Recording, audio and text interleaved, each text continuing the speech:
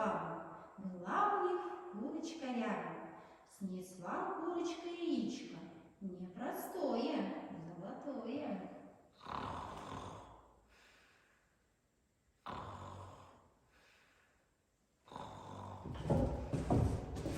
Эй, старик, проснись скорее!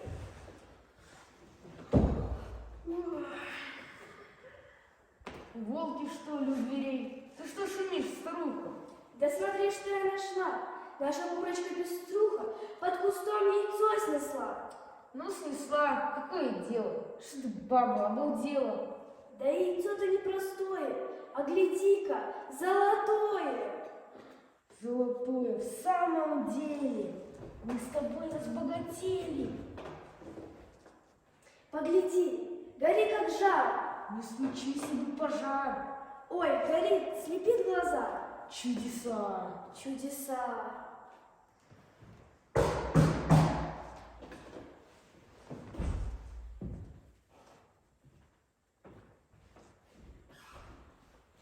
Нету дома никого. Ишь, соседей, как назло, ненароком принесло.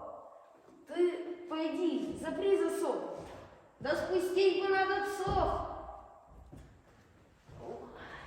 В среду в город я поеду.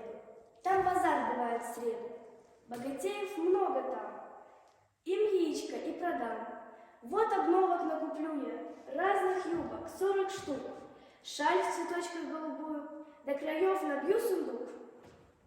Нет уж, если мы богаты, я построю вместо хаты трехэтажные палаты и беседки по углам. Наказание с глупым мужем.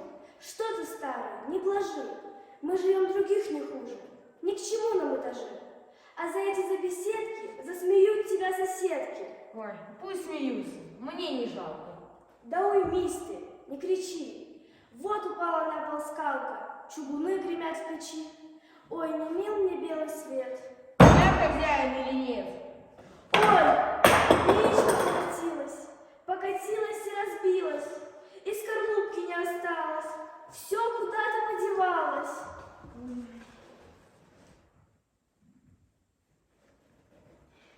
Ну, чего мы затужили? От чудес одна беда. Будем жить, как прежде жили, и работать, как всегда. И шудонку справить можно, и подправить можно дом. Только то, видать, надежно, что дается нам трудом.